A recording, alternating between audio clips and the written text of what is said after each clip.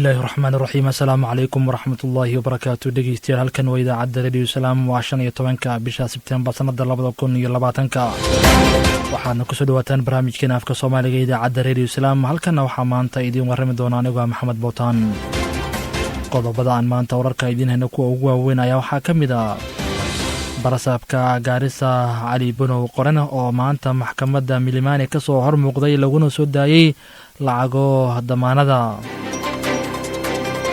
guddiga nabadgelyada ee dalka ayaa waxa ay ugu baaqeen dadka ka shaqeeya dhismaha ee dhagaxyada ka qoda ismaamul goboleedka Mandera in ay hakiyaan qodista dhagaxa xaalado amniga la xiriira awgeed madaxweyne ku-xigeenka dalka William Ruto ayaa waxa uu ganafka ku dhuftay hadalkii ka soo yeeray xogayaha ururka shaqaalaha ee dalkani Kenya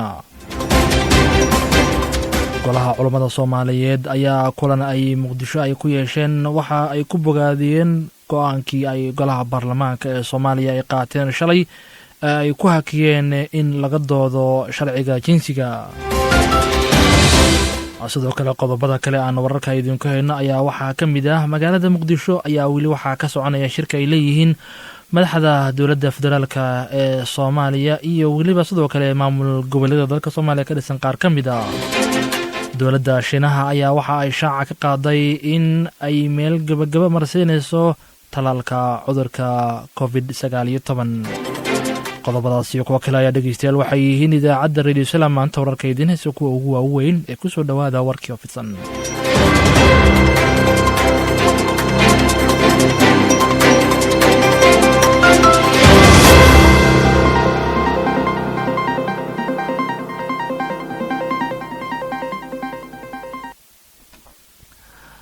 barasaabka Gaarisa Cali Bunow Qorane ayaa maanta waxa uu ka soo hormuuqday maxkamadda magaalada Nairobi gaar ahaan maxkamadda Milimani Cali Bunow Qorane oo loo haysto arrimo musuqmaasuqa ayaa waxa ay maxkamaddu ay ku sii deysay lacag damaanada oo gaaraysa 3 milyan oo shilin in ka badan waxaana habeennimadii xalay ahayd Cali Bunow Qorane uu ku hoyday xabsiga magaalada Nairobi garsooraha maxkamadda Milimani Douglas Guti ayaa waxa uu ogolaaday in lacagtaasi damaanada lagu soo daayo Cali Bunow Qorane iyo 4 ka mid ah howlwadeennada Gaarisa ayaa waxa uu ku soo eedeeyay dacwadoogaha guud ee dalkan Kenya Nuruddin Xaaji in ay ku takrifreen lacago loogu talagalay horumarinta magaalada Gaarisa iyadoona 4 kale ee deesaneyaasha ee ka mid ah shaqaalaha countigaasi Gaarisa lagu sii daayay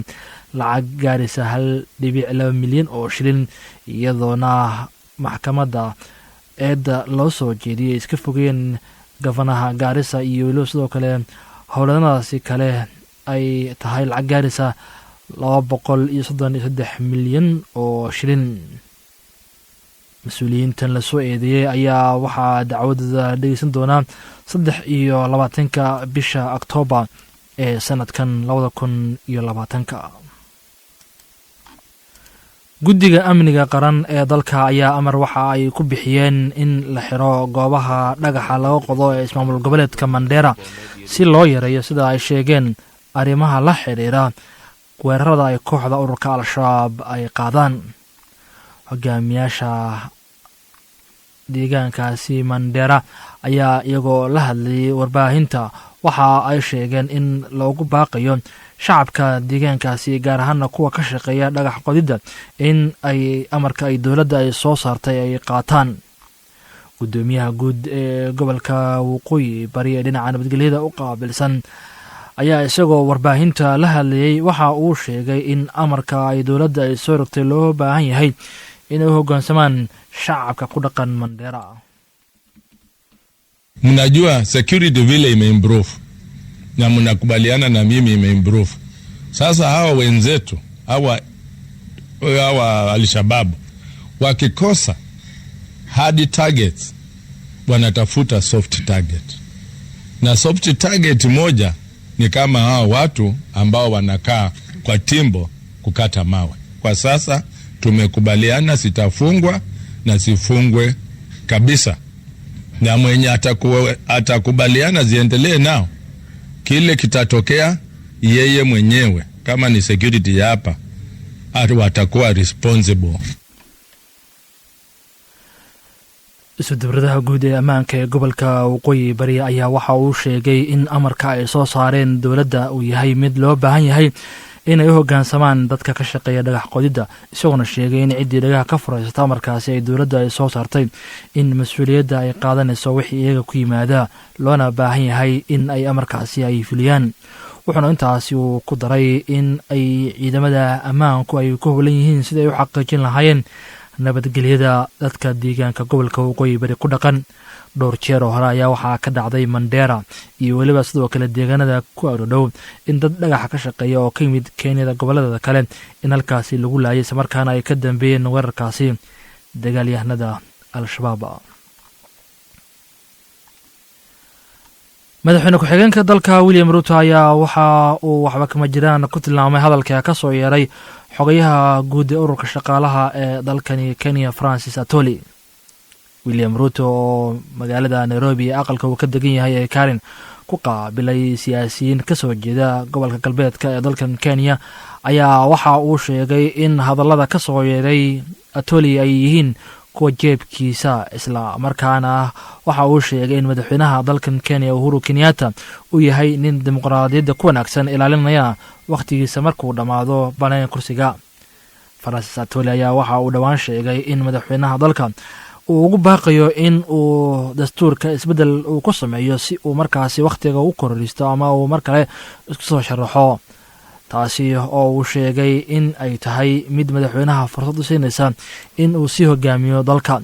laakiinse madaxweyne ku-xigeenka dalka William Ruto ayaa waxa uu sheegay hadalladaasi inay yihiin kuwa ka soo yeeray qof aan dowladda ka tirsaneen islamarkaana aan la aqbalaynin.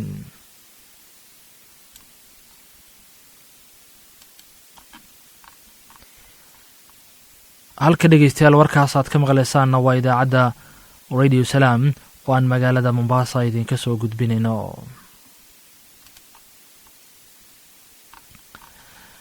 madaxweyne Uhuru Kenyatta ayaa waxa uu kulan la qaatay qaar ka mid ah hogaamiyaasha aqalka sare ee sanadka ee dalka, iyagoona kulankooda uu ahaa mid diiradda lagu saarayay arrinta la xiriirta ismariwaaga ka taagan meelmarinta sharciga dhinaca dhaqaalaha iyo qaabka ay lacagaha u qaybsanayaan ismaamul goboleedyada dalka, iyadoona 9 kulan oo ay yeesheen aqalka sare ee baarlamaanka ee dalka la isku mari waayey.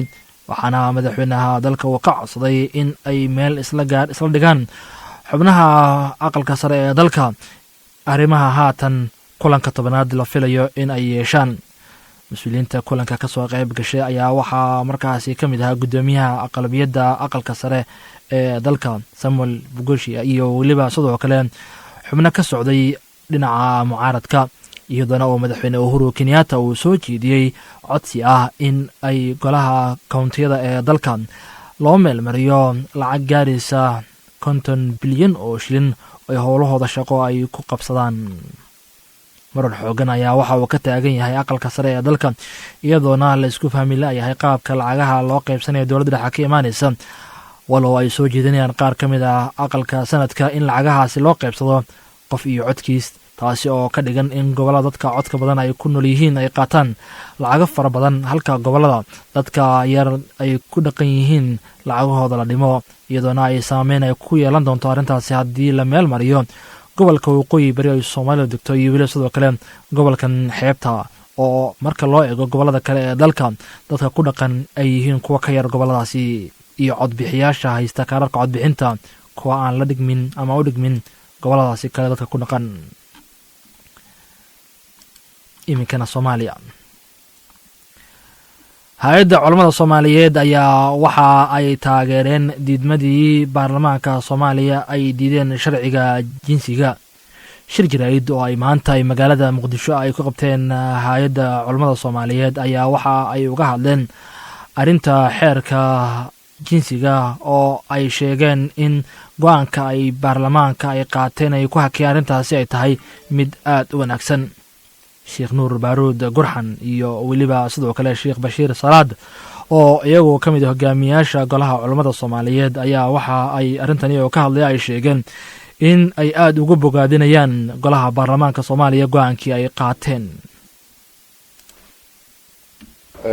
mowduuca hambaliyada ahaa oo hadda sheekh bashiir uu ka hadlay oo ahaa mowqifka islaamnimada ah oo ka tarjumaya caqiidada shacabka Soomaaliyeed ay qaateen guddoonka baarlamaanka shalayto waan ugu hambaliyeynaynaa. waxaan leenahay waxaad gudateen waajibkii ilaahayna idinku lahaa ummadiinuna ay idinku lahayd oo ahaa inaad ilaalisaan maslaxadooda iyo caqiidadooda. wax la ilaaliyo waxa ugu weyn ummadda diinteeda iyo dhaqankeeda islaamka ku qotoma ayaa ugu weyn. marka hambaliyo diinta waxaad ilaalisaan ummadda caqiidadeedii iyo sharafteedii iyo karaamadeedii baad ilaalisaan. waan idinku hambaliyeynaynaa, waanu tacsiyeynaynaa xamdi iyo qaraabadeedii waanu tacsiyeynaynaa. sidoo sheekhu u sheegayna waa inay cadaalad heshaa, waa in dambiilayaasha maxkamad la saaraa, waliba cuquubada u xun waa in la mariyaa. mas'aladan ku saabsan kufsiga way badan tahay, way soo badatay. waxaan rabnaa in la baaro asbaabta, in la baaro maxay tahay. ma la fangaraynaya oo ma hay-adaa wata, ma daroogad oo waddankeena ku soo badatayba ugu wacan. waxa ay tahayba bahashani way socotaa si xoog leh. kufsigan xaguu ka socdaa? kufsigan yaa wata? arrintaasi baadhis bay inooga baahan tahay. waxay arrintan oo kale waxay u baahan tahay gacan bira in lagaga hortago. kaasi wuxuu ahaa Sheekh Nuur Baarid Gurxan oo ka hadlayay shir jaraa'id oo ay wada qabteen golaha culimada Soomaaliyeed maanta. waxaana ay dhinaca kale golaha culimada Soomaaliyeed ay si kulul u cambaarayeen falkii kufsiga ahaa iyo dilka ay loo geystay Allah naxariistay gabar ardayda oo lagu magacaabi jiray Xamdi Maxamed Faarax oo dhawaan shacabka ku dhaqan magaalada Muqdisho iyo gabi ahaanba Soomaalida meel kasta ay ku dhaqan tahay si weyn ay uga galgasheen dilka gabadhaasi loo geystay kadib markii la kufsaday. dhinaca kale kulanka ay golaha culimada Soomaaliyeed ay yeesheen maanta ayaa waxa ay dhinaca kale ay ku bogaadiyeen shirka magaalada Muqdisho oo ga socda maamul goboleedyada xubnaha ka dowladda federaalka ee Soomaaliya iyo waliba sidoo kale madaxweynaha dowladda federaalka ee Soomaaliya Sheekh Cali Wajiis oo kulankaasi ka hadlayay ayaa isagoo bogaadinaya kulanka ay leeyihiin madaxda maamul goboleedyada iyo dowladda federaalka hadaladiisi waxa isna kamid ahaa.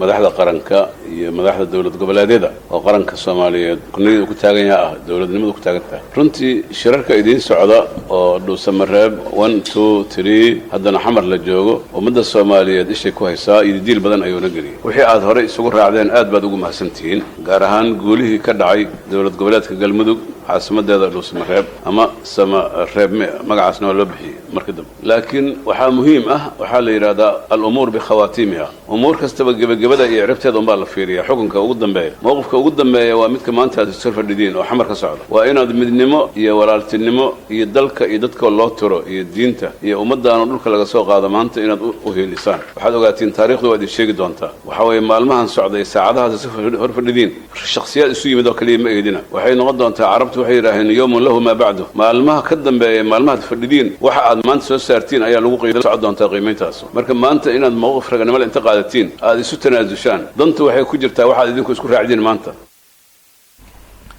magaalada Muqdisho gaar ahaan xarunta Villa Soomaaliya ayaa waxa ka soconaya maalinta saddexaad shir ay wada leeyihiin madaxweynaha dowladda federaalka ee Soomaaliya Mudane Maxamed Cabdullaahi Farmaajo, madaxweynayaasha maamul goboleedyada dowladda Soomaaliya xubnaha ka iyadoo kulankoodu yahay mid diiradda lagu saarayo arrimaha la xiriira hanaanka doorashooyinka ee dalka Soomaaliya ka dhici doona sanadkan 2020 iyo waliba sidoo kale horaanta sanadka 2021.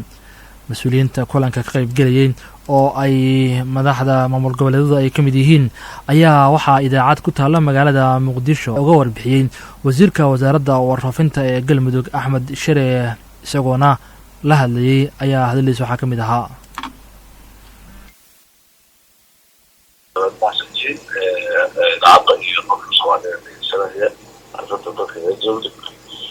sida la socotay bariyaha magaalada Muqdisho ku sugnayn waftiga oo kale madaxweyne Axmed Cabdikaariye Qorqoor iyo anoo ka mid ahaa.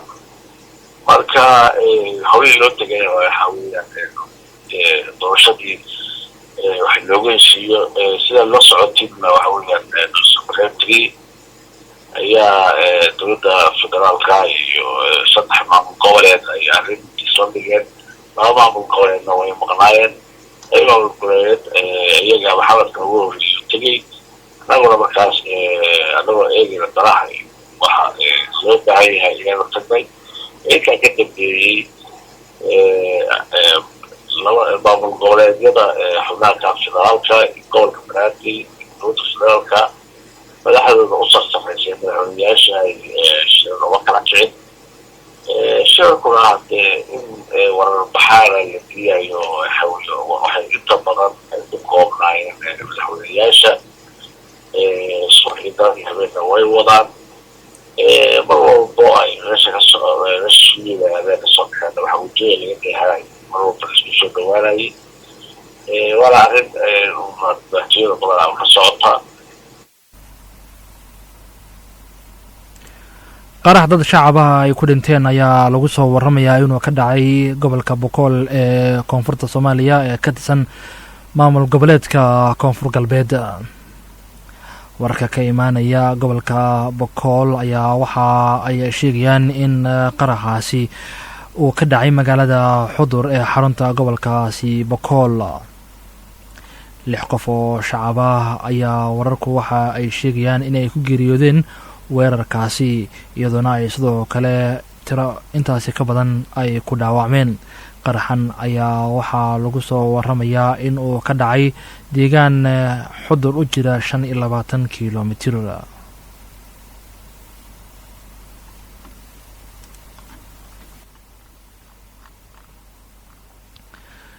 dowladda shiinaha ayaa waxa ay sheegtay in ay daawooyinka talaalka ay soo saareen hadda ay marayso heerkii ugu dambeeyey iyadoona talaalkaasi uu noqon doono mid dhaqangeli doona ama la isticmaali doono bisha November iyo bisha December ee sanadkan aan ku jirno 2020.